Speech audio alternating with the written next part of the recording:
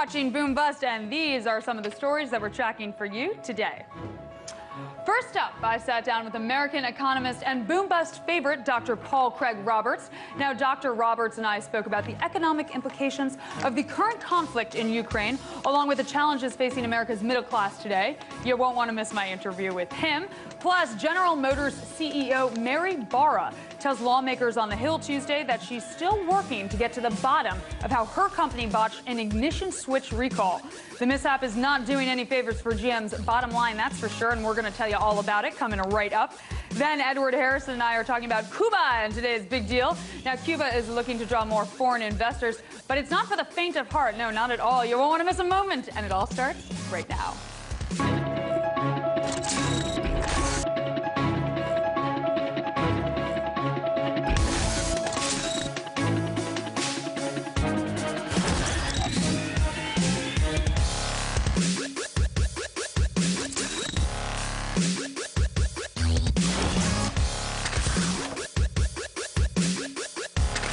Our lead story today, General Motors multi-million car recall. Now, Tuesday, Mary Barra, the CEO of GM, testified in front of Congress as to why it took her company so long to recall millions of vehicles. Tuesday's showdown between GM and federal regulators focused on who is to blame for certain car defects that have been linked to 13 deaths. Now, Monday, GM recalled another 1.5 million vehicles worldwide in order to fix steering system problems, and more than doubled its estimate to the hits that its first quarter results will take from these recalls, now at $750 million worth of recalls. Now, at the center of Tuesday's congressional hearing was the recall of 2.6 million vehicles linked to the ignition defects that are said to be behind 13 vehicular deaths. The question now is, who is to blame for the nearly decade-long delay between the recalls that began back in February, when GM engineers first found the problems with the ignition switch, which might have been as far back as 2003, in the car that was designed for the 2005 Chevy Cobalt. Now, engineers discovered it was easy to jostle the keys out of the on position while the cars were running, cutting power to the airbags, power brakes, and power steering. That's a lot of things cut while driving. Now, despite tougher laws being enacted in 2010 to encourage automakers to aggressively root out safety concerns, it took GM almost 10 years to publicly acknowledge that it had a potentially fatal problem. That's a decade worth of time. Now, GM isn't alone when it comes to massive auto recalls, and in recent years, consumers have proven to be more forgiving of automakers who issue product recalls. While companies that diligently raise a recall flag do run the risk that their competition will use the recall as an example of their own brand superiority, those caught hiding known defects until it's too late are often crucified in the media. And as they should be. Now, look at this graph that we have here. Of the largest U.S. vehicle recall in history, now, this is back in 1970. Ford issued a 21 million vehicle recall for transmissions that failed to engage in park. It's a pretty big deal if your transmission isn't engaging in park. And who could forget the 2010 Toyota Lexus recall of 5.4 million vehicles due to unintended acceleration risks as a result of floor mat interference? That one always scared me. Now, the fact of the matter is the auto industry will never be free of consumer recalls. And as vehicles become more advanced and use an increasing number of complex electrical and mechanical systems, I think it's inevitable that there's going to be problems. However, hiding those problems from your consumers should take a serious toll on your company's bottom line.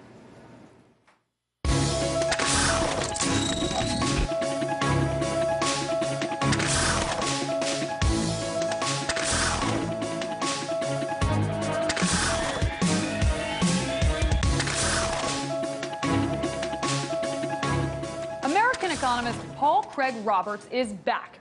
Now, Dr. Roberts has consistently voiced concerns about the strength of the U.S. economy, about corporatism in the U.S. and politics, and about U.S. civil liberties. Now, Roberts is a co-founder of Reaganomics and has also been an editor and columnist for the Wall Street Journal, Business Week, and Scripps Howard News Service, amongst many other publications. Now, when we last spoke, a lot of his energy was focused on the economic and employment challenges facing America's middle class. So I asked him what he would do if he could implement just one or two fixes to help American middle classes, and here's his response. You know, I think I would let the handful of big banks fail, because then the Federal Reserve could stop the quantitative easing, the purpose of which is to support the balance sheets of the handful of banks. And if it stopped quantitative easing, it would stop undermining the dollar. The real danger that Americans face, on top of the loss of their middle-class jobs abroad, is the collapse of the dollar. Because if the dollar collapses on top of their loss of jobs, and it's now such an import-dependent economy, the living standards would be pummeled. People would be just desperate. So that's the first thing I would do. I would let the banks fail. We don't need to prevent markets from working by printing huge sums of money every month to support the balance sheet of banks, when that very printing of money undermines the dollar, and it will eventually undermine the dollar.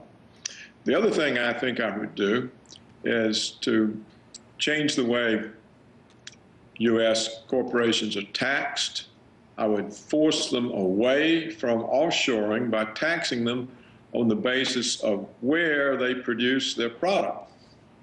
If they produce in the United States, they would be taxed at a low rate. If they produce in China or India or abroad for the home market, they would be taxed at a high rate. So that's the only two things I can think of. Two very good things and an interesting perspective. Now, one refrain that we heard during the financial crisis was that government allowed private gains to be offset via public losses by massive bailouts. Here's the question. Now, in a globalized world, does this undercut the notion that free movement of labor and capital produces the greatest welfare for the greatest number of people? Of course it does. Look, global capitalism does not produce welfare for anybody except for a few giant firms. What globalism is, it's a way to impoverish first world labor and to turn agriculture in third world countries into monocultures for export.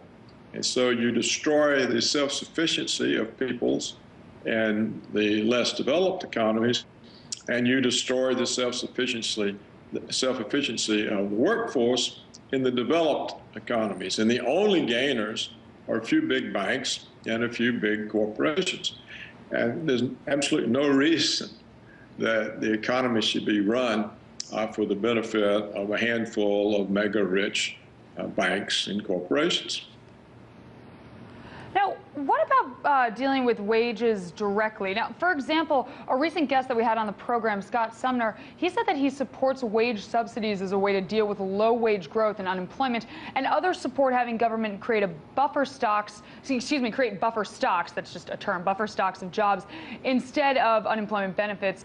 And yet others, they support higher minimum wages. What's your answer to the problem? Well, I think I've already given it. It's to force the corporations to bring the jobs back here. You see, what has happened since the Soviet collapse is that China and India opened their labor markets to first world capital. So the goods made by American corporations, for example, for sale to Americans, that is the goods they make to market here in the United States, they now make those abroad. So this separates the people from the production of the goods and services that they consume. In other words, their incomes are no longer related to the goods and services that they purchase. And so this destroys the domestic purchasing power and destroys the ability of real income growth in the United States.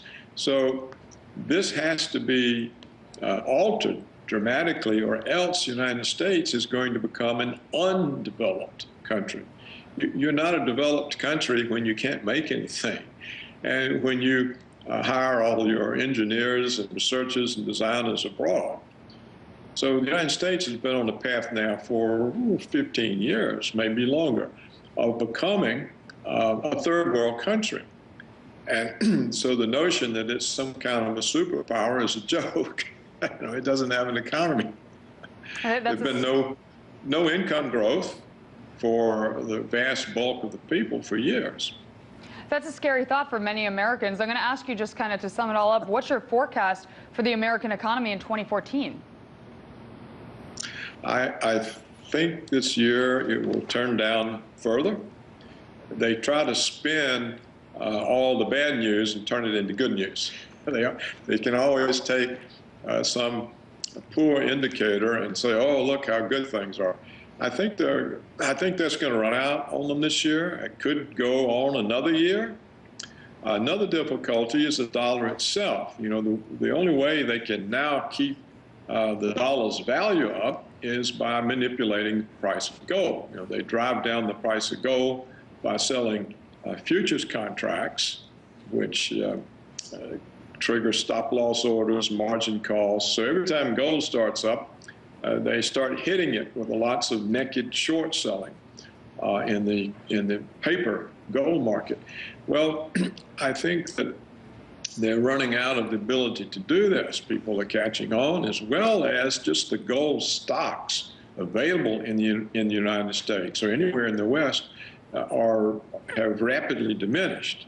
So the dollar is going to be, or the dollar could become a serious problem for them. You know, earlier this month, the dollar fell below the index reading of 80, which is a danger sign. Now, they were able to pump it back up, but still, the natural inclination seems to be to push the dollar down. And so how long they can fight these tendencies. And as the BRICS, the big countries in the world, move away from the use of the dollar, this will put more pressure. So I would expect they could have two kinds of troubles. One, rising problems with keeping the dollar's value up, and rising problems with keeping the economy from collapsing further. So I think that's the problems they face this year. If not this year, certainly next year. Time now for a very quick break, but stick around because when we return, we're bringing you part 2 of my interview with Paul Craig Roberts. Then in today's Big Deal, Edward Harrison and I are discussing Cuba's attempt to entice foreign investors. Will it work? We'll discuss right after the break. But before we go, here are a look at some of your closing numbers of the bell. Stick around.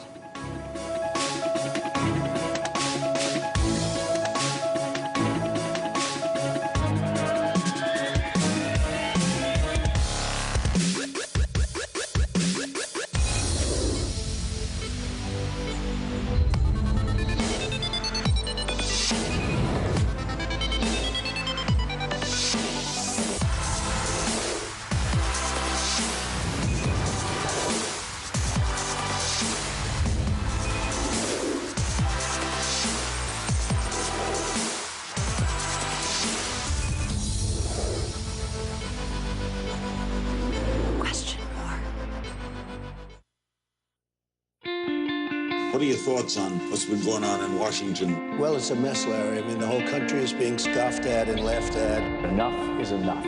The media, the candidates, the corporatocracy, covering issues that actually affect you and me doesn't do too much for ad revenue. Biotech agriculture giant takes on a 76-year-old American farmer based in Indiana. How much fallout do you think this is going to create for the CIA? Do you think this is what's triggering the crisis? America's the largest economy in the world. It's also the largest debtor nation in the history of the world. Breaking the Set is mostly about alternatives to the status quo, but one that gave real alternatives a voice. One minute they were working toward the American dream, the next they were just trying to survive the night. It's time for Americans and lawmakers in Washington to wake up and start talking about the real causes of poverty in America.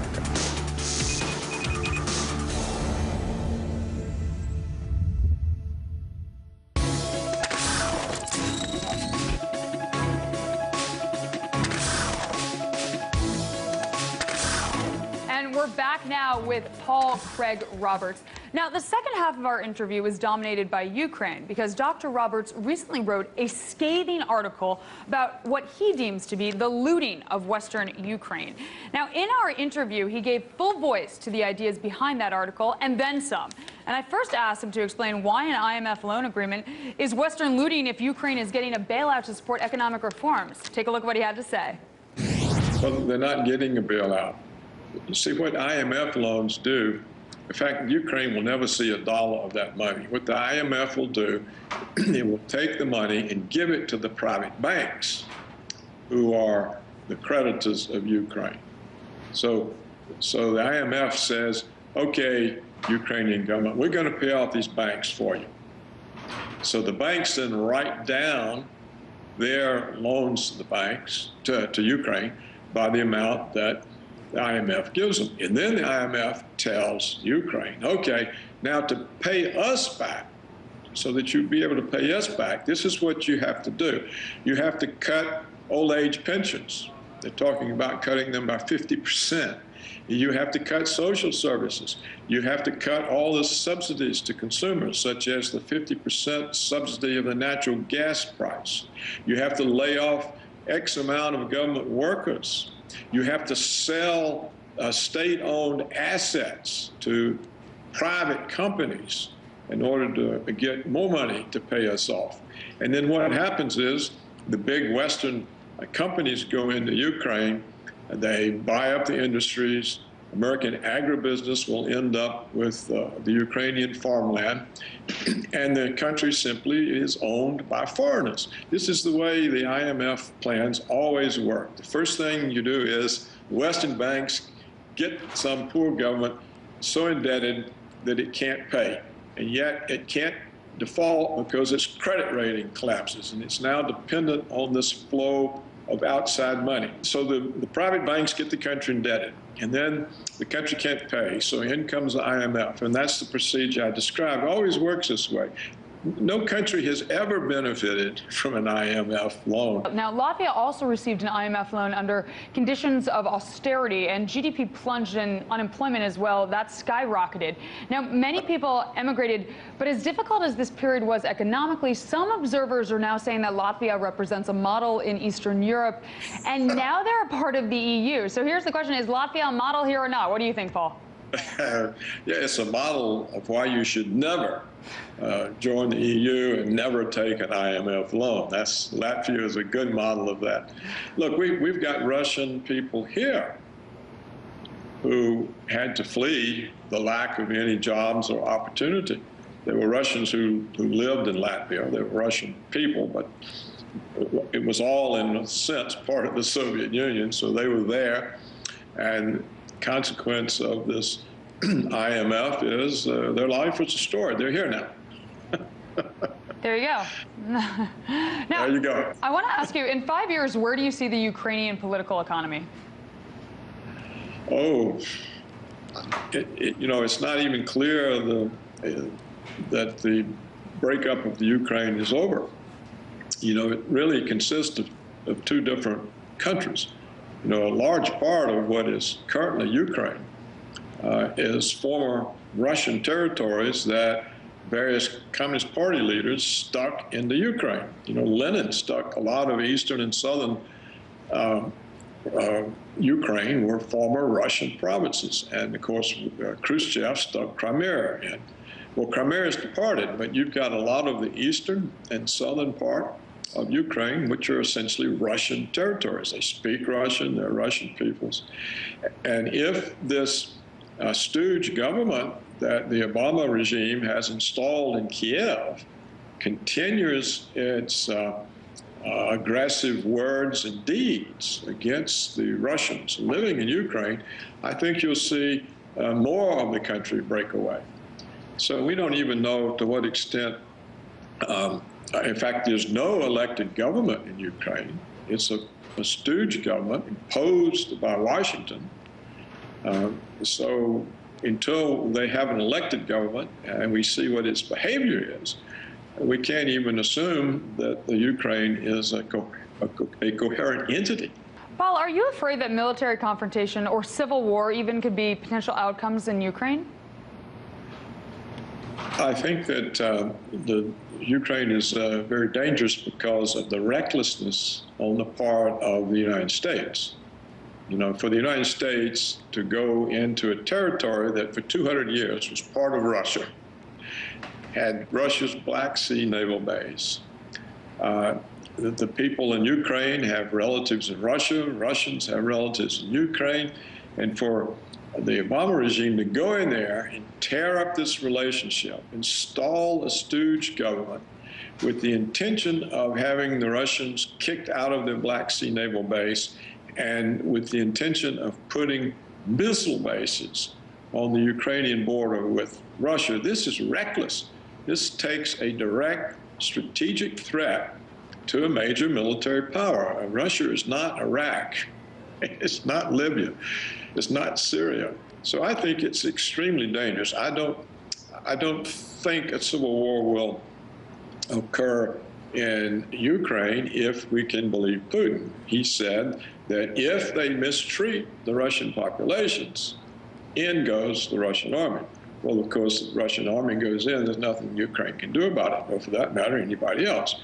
So if the stooge government persists in persecuting the Russian residents in the Ukraine, that, I think, will cause a further territorial loss, and that other of the former Russian provinces will return to Russia.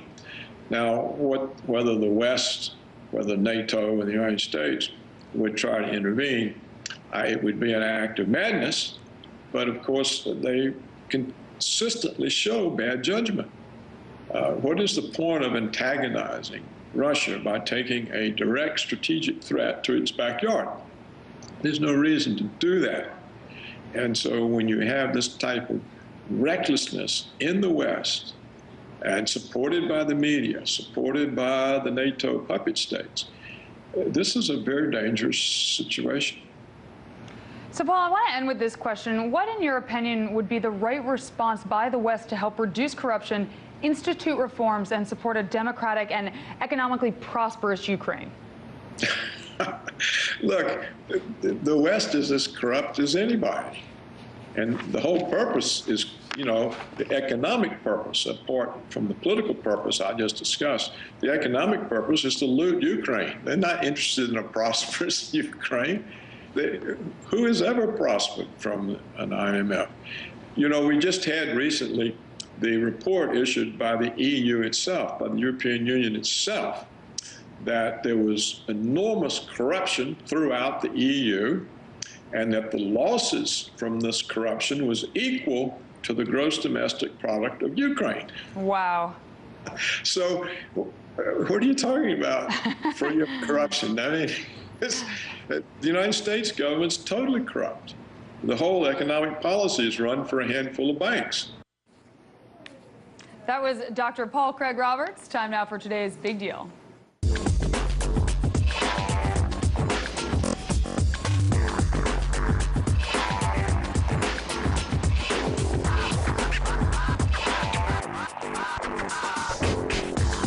Grande deal time. Edward Harrison joins me as usual to discuss the Cuban economy and its desire to entice more foreign investment. Will it work? Will it not? We'll find out.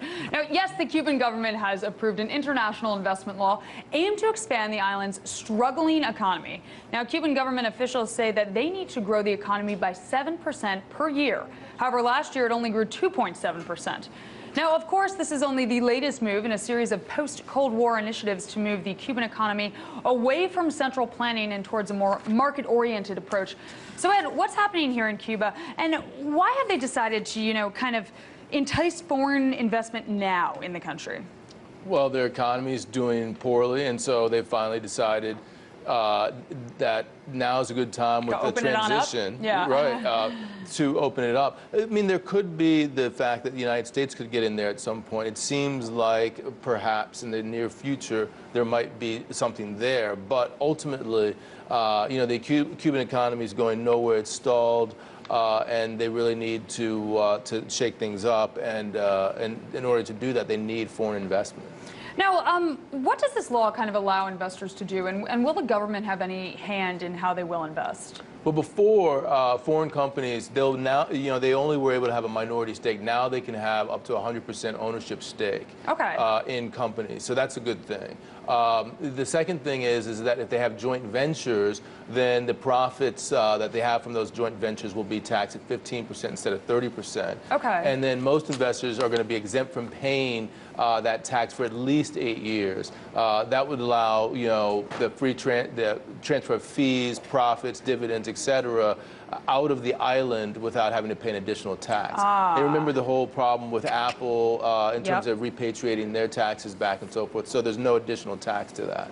Now, what are some of these investment risks involved with investing in Cuba? I wouldn't imagine it's for the faint of heart. If we look back at history, it was not the best thing. You had business owners thrown in jail, et cetera, et cetera. Right, definitely. Well, we have a quote here that experts say that Cuba needs to convince, this is from Reuters, needs to convince foreigners that investments are safe. The country has scared off investors in recent years by jailing foreign executives, attempting to seize greater control of their businesses once they've proven successful, and letting active proposals die without even offering an explanation. Yeah, that seems important. Exactly. So basically, it's, when things are going well for the company, we'll just take it. We'll throw you in jail on another occasion, and then other times you have no idea whether or not we're going to approve your investment or not. That's not a very good policy in terms of attracting foreign investment. I don't want to put my money there if that's going to be it. Now, the question is, what are investors investing in? Are they kind of making this a Hemingway-esque, the Hemingway days and lots of hotels and things of that nature, or is there other business going in and out of Cuba? Well, they want a lot, like a full-scale capital investment, obviously. But, I know I have relatives, friends who have gone to Cuba from Europe, and, they do have a burgeoning sort of tourism industry. And I think that the Europeans in particular, they have experience with that industry. Obviously, given what's gone on before, if you are, it's not for the faint of heart, as you were saying. If you want to invest, you might as well go to the Dominican Republic or some other Caribbean island. But for those people who already have an existing relationship, the tourism industry definitely can be expanded. And then once we have seen that they actually are going to stick by the rules that they've set out, then I would imagine that other investors can come in. But, it's only going to be the real, sort of riskier type of ventures. High-yielding risks, if you will. High yield, exactly. Ed, thank you so much. I have a feeling this isn't going to be the last we hear of this. But that's all for now. You can see all segments featured in today's show on YouTube at youtube.com/BoomBustRT. We also love hearing from you, so please check out our Facebook page at facebook.com/BoomBustRT. Please tweet at us at Aaronade, at EdwardNH. From all of us here at Boom Bust, thanks for watching. We'll see you next time. Ciao.